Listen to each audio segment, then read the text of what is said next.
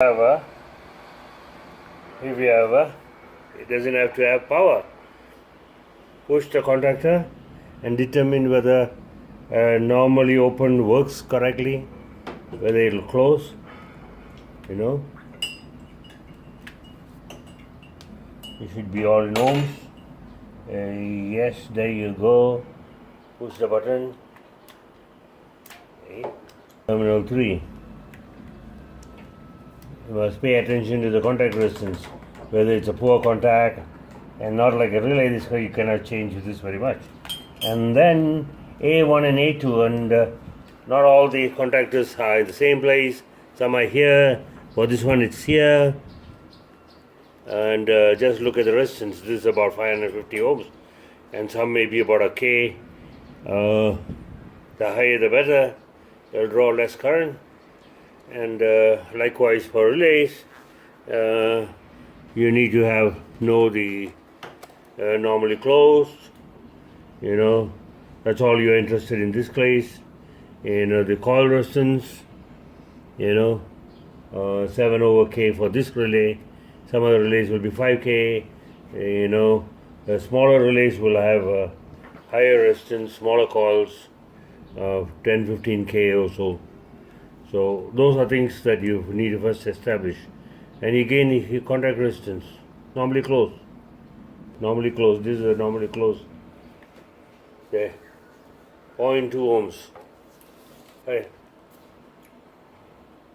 Since if you looked at the coil and the contact where it is normally closed position, that's the key point. And know where the connections are.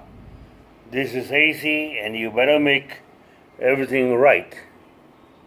Okay, so for convenience, I've marked them off: A1, A2, N, neutral, live, B, A, and C, and these are equivalent to.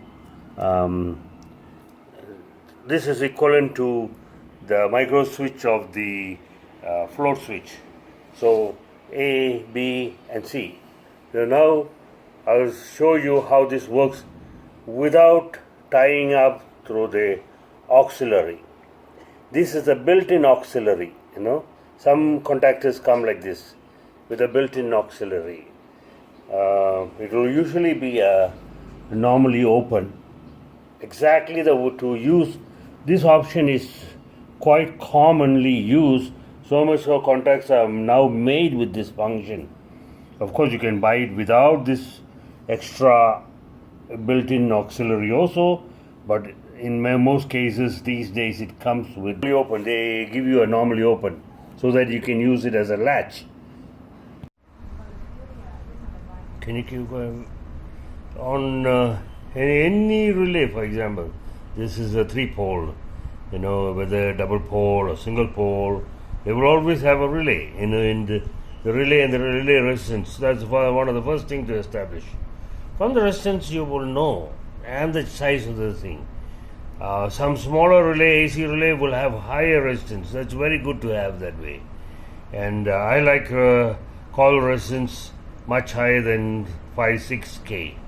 Which means if you know Ohm's law, you know how to calculate toward the resistance. Or you can look at the data sheet. The data sheet depends on the part number and the brand. If you look at the data sheet, you must go to the right voltage. Whether AC, DC, you must know. Don't look at the contact and then get it all mixed up. You cannot use 110 for a 230 volt application.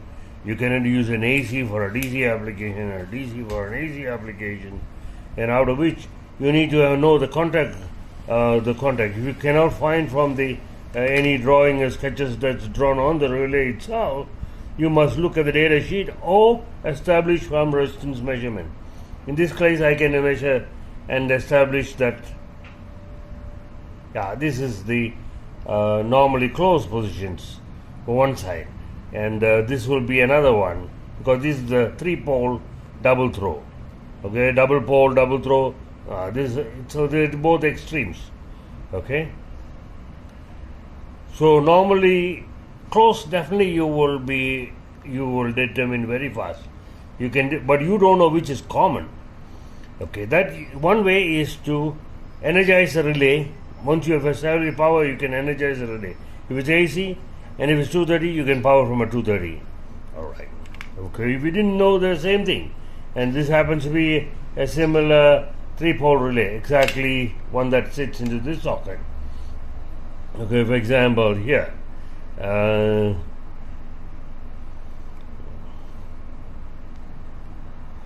That's a normally closed contacts. Normally closed contact. Normally closed contact. Okay.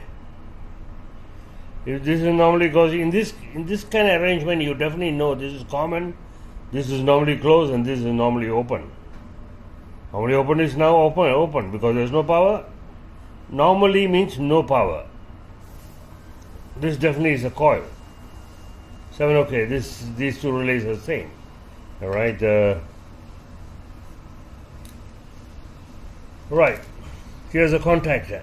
A contactor, by that nature, it just contacts all the 3 poles. A relay is only one side is connected, common is connected, and then it switches like that. Whereas a contactor does not touch anywhere. Normally open. Normally open. Both sides are open. These are the contacts. It contacts like that, so it makes both sides the same. And almost all these also are 3-phase. Okay, it'll have a coil, and it'll usually be measured. Either they will call it A1, A2. This is a very standard terminology of calling this. And incidentally, this happens to be A1 and A2 happens to be here inside.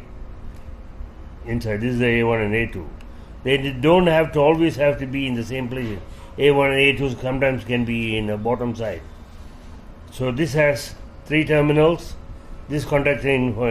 On top of that, it also has a normally open contact built in. Okay, it is not an auxiliary. It has got a built-in normally open contact.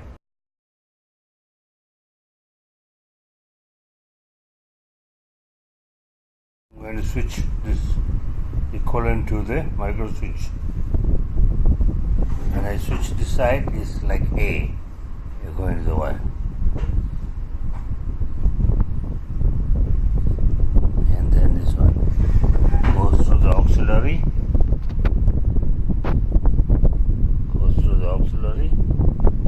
And then out. And continues the same point. It comes out here. And you follow the drawing will do.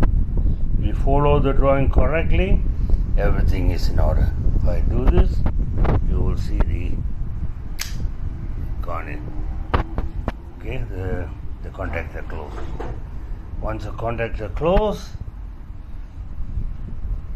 is a normally closed that is clipping it. The relay is not even energized.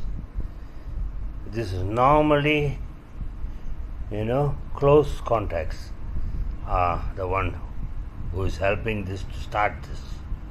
Once it is already started, you don't really need it. Let me show it to you.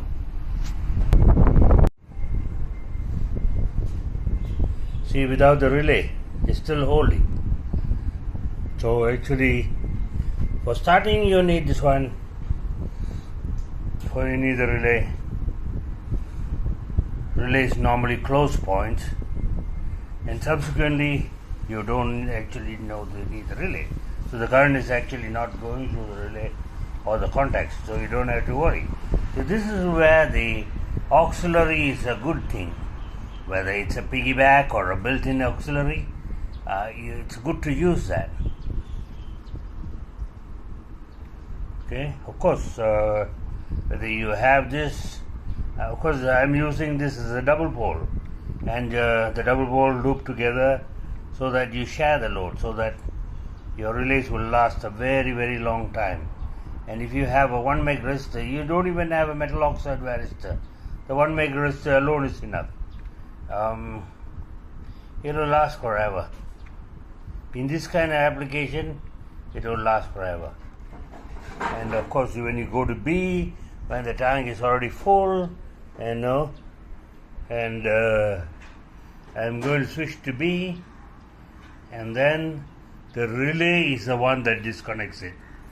Okay, of course, the relay is the one that is disconnecting it, and there's no more energy in the A point anymore, so it definitely has to disconnect.